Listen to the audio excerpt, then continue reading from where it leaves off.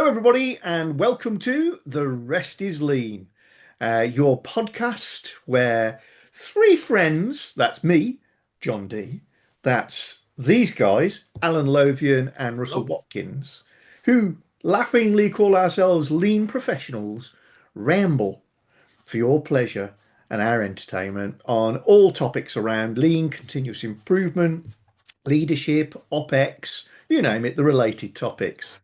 Russell, anything particularly interesting in your world at the moment? Skipping around the country, working across fixed clients at the moment. But the most interesting thing was I'm working with a company that's scaling up, small business, and they got some big contracts they could potentially win. I'm helping them do a capacity plan Hmm. for their current people, machines, their layout, their flow, etc. Anyway, I was in there for a couple of days, and my writing is shocking. Scrawly, scrawly. Only I can read it. Dr. But Russell, I can see it right now. but the Just got to- fella But the fella I'm working with, really smart fella, acquisitive. Him and his co-founder buy manufacturing businesses, not to sell on an asset, not to asset strip, sell on or sell on as a multiple, to own them and to grow them because they belong to that rare breed of ex-city people Mhm. who who develop a love for manufacturing and want to get involved in something actually value added.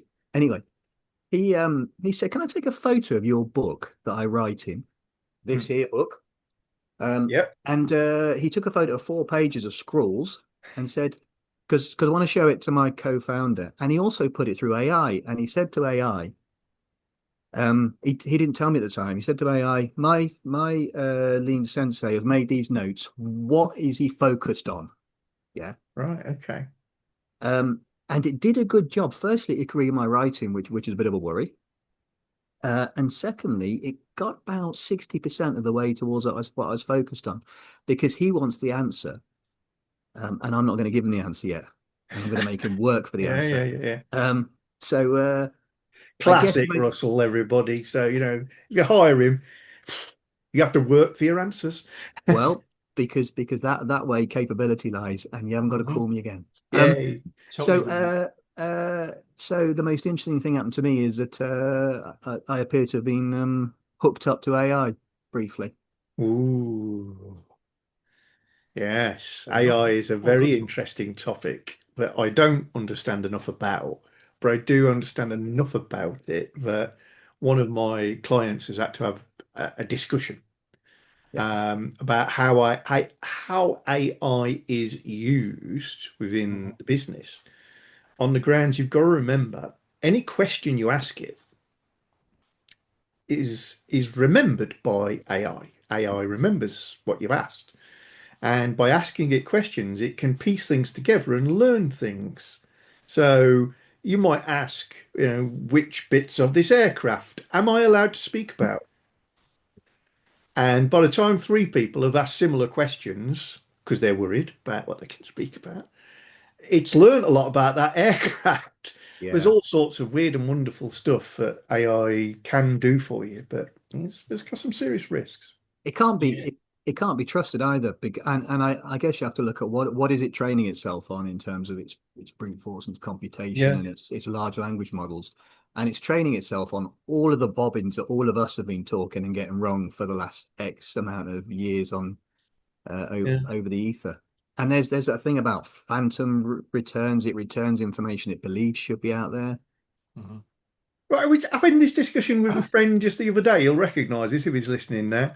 Um, I can't remember, but I was listening to a podcast and it was about AI stuff, and they were trying to compare the different chatbots, ChatGPT, Grok, Apple, blah blah. I don't know. There was four or five, the popular Gemini. ones.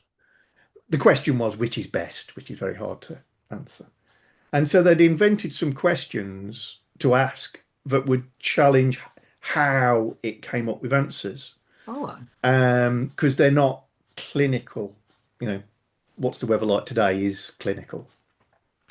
And one of the ones that just stuck in my mind was uh, ChatGPT. I would like to purchase the best sounding earphones. I'd love them to be metallic red, and I really like base, and I like the base to be rich and fruity. Pause there briefly. I guarantee Al hasn't put that prompt into. But carry on, Yeah, carry yeah. on, John. For latecomer viewers, Alan has history with headphones. But let's go on. So this question just stuck in my mind because there's some clinical stuff in there, and I think they gave it a price as well. And I think Chat GPT came up with some Amazon recommendations, and some of them it said does not available in metallic red, for instance. One of the other chatbots went on about sounds and described all the sounds that all the different earpods and headphones came up with using fruit related. No, it's Yes. more lemony, zesty, zingy, trebly, because they'd use this. I'd like a fruity, rounded, wine connoisseur language. But what was really interesting is that three three of these AI chatbots, I think they tested maybe seven total, had come up with a non-existent product and even branded it. One of them had branded it as Sony, blah, blah, blah, real existing, version 2, and given it a price and everything, but no links. It just says currently unavailable. They even contacted Sony and said, "What is this coming out? Is this like something that's leaked?" No, there's no such thing. There never will be such a thing. That's just complete invention. So, in the absence of any product that matched, AI imagined the product that would be best and offered that. That is rather worrying. Mm, mm. Alan, what have you been up to? Nothing as exciting as you two. I, I haven't done much from a lean perspective. If I'm brutally honest with you. Most of ours is actually, but since we last met, has been focused on the recruitment arm of the business. Mrs. L Yep. is involved and supporting us, and she's doing a grand job. She is. I've had managed to spend a small amount of time in one of my clients. I've been working with about 12 months. But one of the things that got in the way that you guys will be aware of is I've been on a certain television show. We may have noticed, Alan. And I'm still here, so I didn't win, as you know. Very much. And I can say that now because it's aired. But the reason why I mentioned that, I went into my clients shortly after it aired, the day after. Yeah. And I went in, and we normally have this one particular room that we do our sessions in. And the manager had asked if I could go and see another member of staff on the second floor, which was a little bit unusual. Yeah. I thought something was up. So, but I did as I was told, went up, went on a chat. 10 minutes later, came back downstairs to the usual room, only to find that they had daubed these all over the business. For the benefit of our listeners, I will just say that Alan is holding up a poster that shows him on Millionaire Hot Seat. Is it, Alan? That's it. What they've done there is, without giving too much away, they're related to, shall we say, two of the questions. Yes. One of a young lady doing exercises and one of a mountain range. Yay. Here's a So I question thought that for was you. really nice. Brilliant. Here's a question for you, Al, on that theme. Well, You're in a manufacturer. yeah. It's particularly thorny. You could do with a bit of help. Do you phone a friend or ask the audience? Audience is everybody you know in the lean community. You can ask for their hive mind input in how to solve this problem, this manufacturer. Yeah. Or you can phone a friend. What are you doing? We're here. I'd phone friends. Oh, good answer, Al. No, a friend. I'll go phone a friend. Yeah, you can only have one input, or you can have the aggregation of the hive mind of all of the lean queens you know. I'm going to go to one, but I can't name it. I'd like to go to both of you. Oh, it's one of us. No, I'd like to go to both of you. I can't. You have to say that. I've got to say it, haven't I? Okay. I couldn't do it. I'd have to use it. I tell you what I'd do. Was that actually worth waiting for? I'd message you both. Pause? I'd message you both, and whoever Whatever. answered first, I'd take that. Well, it's going to be Russell. Do you want to know? Do you want to know my answer, Al? Go on, mate. You'd think you'd toss a coin, you said, yeah. No, no, I reject the question. Because as we all know, boys and girls, lean is situational. You call the person with the It's most my experience and the case. best learning curve in that particular problem. Assuming OMG. assuming your question isn't one about diagnosis, which is what's the problem? In that case, you've got a Yeah. real problem. Well, sort of, what situation, man? What are you doing? Is it? Where are you? I'm in an airport. I'm in security. They're asking me to bend over. Alex Rogo, Alex Rogo, indeed. nice work. Indeed. And it took us, let me see, it took us 11 minutes and 55 seconds, and Al's on theory of constraints. But you did, but you did bring it up. John, Hello. I think we have, there are a couple of things we carried over from last time. I'm Hmm. mindful that sometimes we say, hey, that'd be a good thing to talk about, or let's talk about it next time. And And we next never time do. never comes. Hmm. So I think for the people out there who actually want the next time to come, Oh. can we if we go back to the previous episode, there are two things of interest to me. One is you told us about your coat of arms. The problem is here, something like that. Can you Give you a talk about reprieve. that Yeah. because it sounded interesting? And secondly, you also dropped some wise gem about the great thing about reducing inventory is it buys you time. I think there's a whole conversation about inventory that we've yet to have. Mm.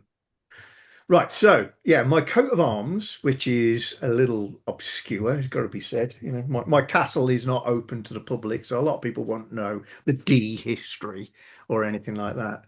But yeah, it's a lion rampant, uh, holding his paws up, and in one paw he's got a sphere or ball, and the other paw he's got a pyramid. So just two randomly, very obviously different things. And the the motto, badly translated, obviously, is here is the problem, here is the difficulty. Yeah, tell us about that. So my surname is obviously not common, D.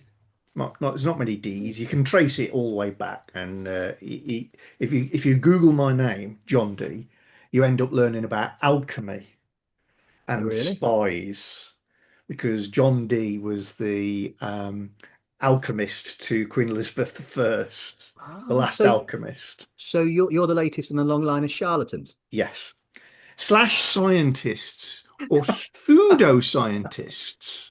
So I think that's probably where this weird geometrical thing and pseudosciency thing probably emanates from. But yeah, the sort of folklore behind it is it's the idea that um, problems and difficulties are entirely different things. Um, so you've you've been given a load of problems. They're as difficult as you choose to make them. It's up to you to make them simple. It's a really obscure one. So So it's not about reframing problems as challenges. It's about your ability to your ability to understand the problem deep enough to frame it simply. Is that yeah, right? yeah. So taking something that is impossible and turning it into something that is very solvable slash interesting. And again, I think that links back to this guy trying to solve things like alchemy. Hmm. Never quite cracked that one. No, Hence, he got close. But I I'm tell not you what, called John, Johnny. that's got a real resonance with lean because you think about our practical problem solving Mhm. activities and Einstein saying if you give me an hour to solve a problem, I'll spend 55 minutes defining it and framing it. Yes, And yes, our belief that I'm guessing we share, but you'll comb my hair for me, that strong specific problem framing is half the battle.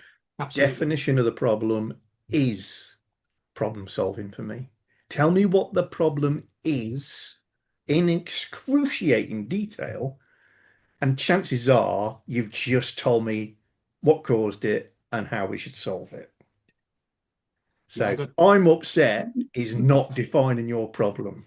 Mhm. I'm upset because blah, blah, blah, blah, blah, and blah, blah, blah, blah. By the time you're finished, we probably reframe that as, so this is your problem. It was caused by this, and possible solutions are, and it's all about definition.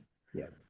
Do So you know what? That rings so true. I know I said to you guys before that I've not spent a huge amount of time on, shall we say, our lean exploits in the past few weeks. But the times I've, apart from them throwing posters all around the room, mm, is they have found it incredibly frustrating because I keep bringing them back to try and articulate what the problem is. They yeah, just want to go to solution mode yeah, because that's the way they are. It's yeah, just the way the culture within the business is to find the answer. mhm, Almost to the extent that they get almost infuriated with me. yeah, But trying to articulate to them the power and the time you actually will save if you spend the energy up yeah, front as opposed to yeah. just blindly going off and thinking I this think already. maybe 2/3 of my average problem solving activity time is occupied in defining the problem. Or as I keep banging on, probably doing exactly the same as you're doing now, but I keep going, woo, just remind me of the exam question. Yeah. What's the You know, problem we're trying to solve here? Yeah. define exactly how it is that we all go woohoo and go out for beers. Yeah. What is the question we're trying to solve? Yeah. Because otherwise it just grows and it wanders. Mm. You can And find and lots of them, Mm. but we'll pick and the one at a whole time. and the whole framing piece, it starts from as crude a point as in a number of companies I've half jokingly said I'd like to ban the word damage Yeah. Mhm. Mhm. because it's too broad a church. Anybody who writes damage on an A3 problem solving piece of paper should be kicked to death because you can't countermeasure damage. You can countermeasure dents, you can countermeasure Yes, scratches, yes, you can countermeasure inclusions or pinholes, yes.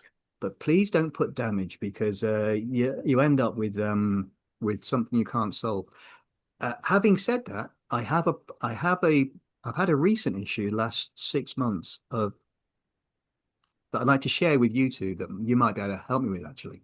Are Okay. we going to I share? couldn't. Do you want to share? Are you sure you don't want to share it with anybody else, Russ? No. Well, Okay. I've tried everyone else and they're busy. I've been desperately dialing while you've been banging on about theory of constraints. Uh, so I have a customer, a very good customer. They have an aesthetic finish problem with their highly engineered product. Yeah, Yep. it is purely aesthetic. So it's not covered within the standard at present. And it is almost, you have to stand at a certain angle in a certain light to see the issue. It doesn't affect the functioning of the Yeah. product. Mhm. Okay. There has never been a customer complaint. And if you ask the customers, is it a problem? Most of the time they'll say, is what a problem? But the MD of the business has really strong attention to detail. And he wants, as a competitive advantage, to eradicate this and put a lot of Mm, effort into it.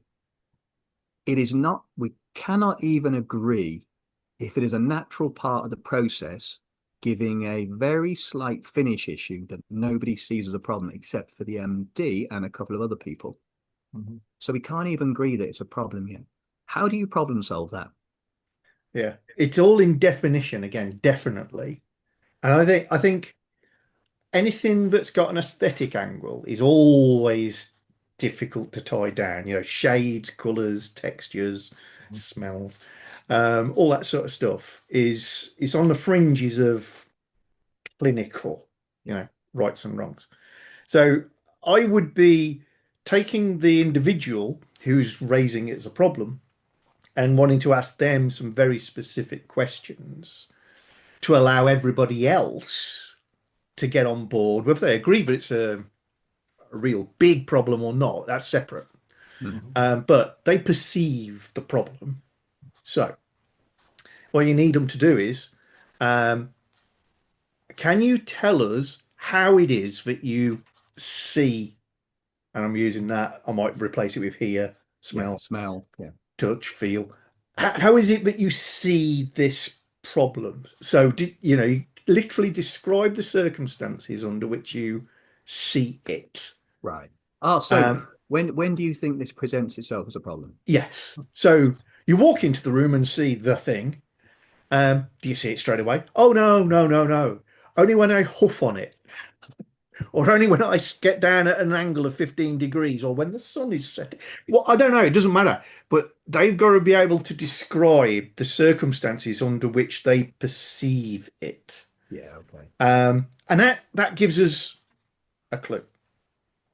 Then you've got to ask a couple of questions that include things like, have you ever seen a good one? Yeah. Yes. Yeah, Because it might be we're not doing problem solving here. What we're doing is invention. Yeah. I want you to come up with a bubble, a soap bubble. But the trouble with these soap bubbles is, of course, they got this mirror finish on them sometimes. I don't like the mirror finish. You want a Okay, matte finish. that's You want a not a matte finish bubble. problem. That's invention. No, that doesn't exist yet, and we could take it on. But we're well off in Kaikaku land. Yeah, it's a type 4 problem. Yeah. Okay. So, have you ever seen a good one? Yeah. And if you've seen a good one, then we know it can be solved. It can be fixed. We might not know how yet. Problem, difficulty, separate things. John, pause, and I'll come back to you. I love those two first questions because the first one speaks to what we do initially in responding to a potential problem, and that's confirming, is it a problem? Yeah. And if we believe it's a problem, how are we judging that it's a problem? Which takes us back to the standard. What is the current agreed standard? Carry on, John.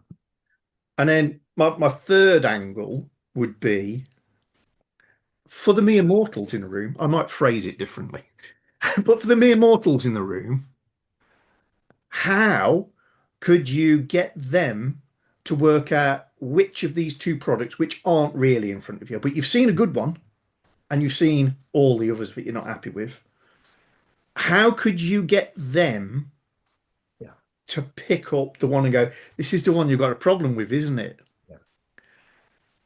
And by answering that question, you give clues as into how it will be measured or identified or defined. That's a bit I have explored with them. And it's very specific conditions that would cost a lot of money to recreate that the customers don't have and don't want to have. I've seen a very similar issue with brushed stainless steel.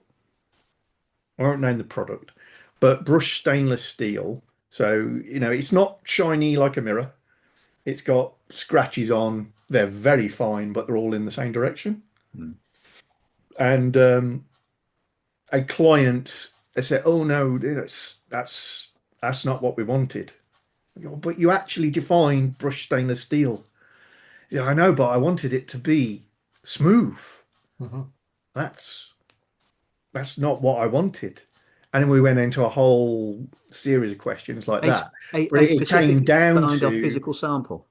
Yeah, that they needed to define. It wasn't surface finish at the end of the day, but it sounds like we're going to be defining surface finish.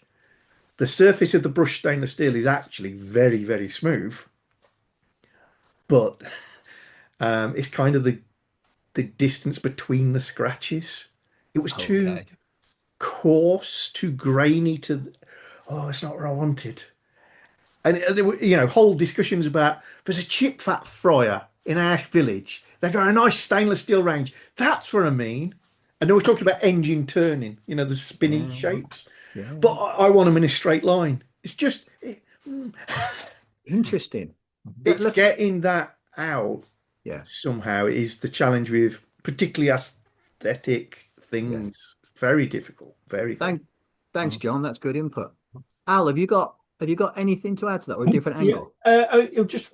Maybe.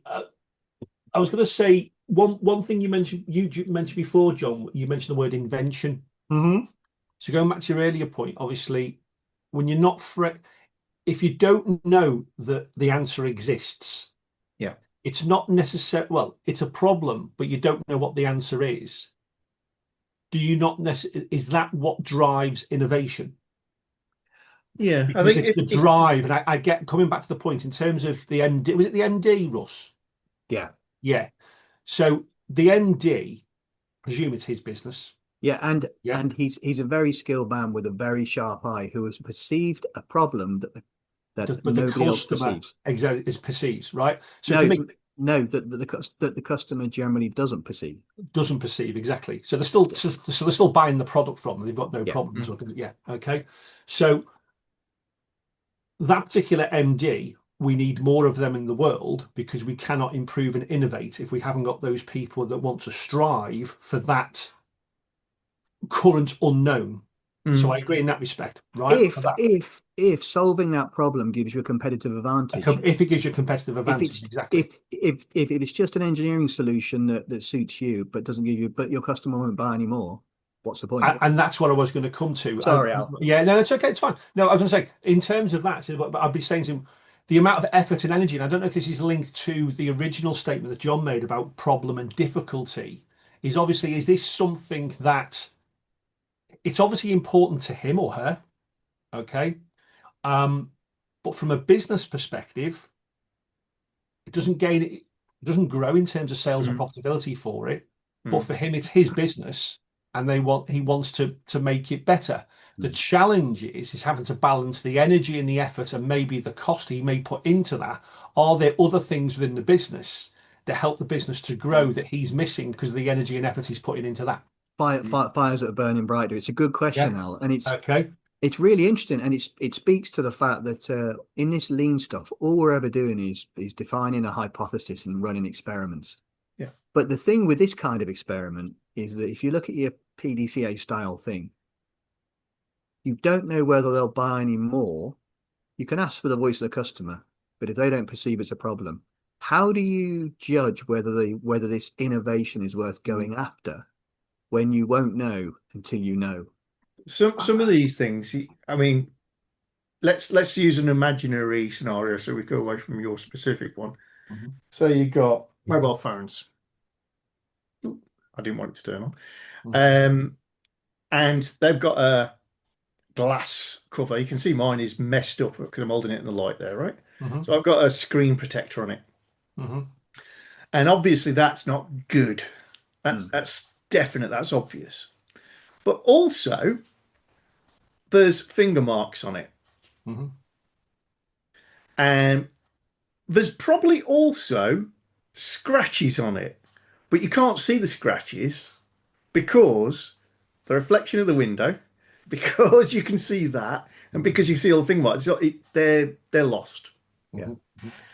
So sometimes when you say, "Oh, we've come up with a way of getting rid of all the tiny, tiny scratches off your thing," that's very good. That's elegant. That's engineering. It's kaikaku. It's invention. You've come up with a way of eliminating all those scratches.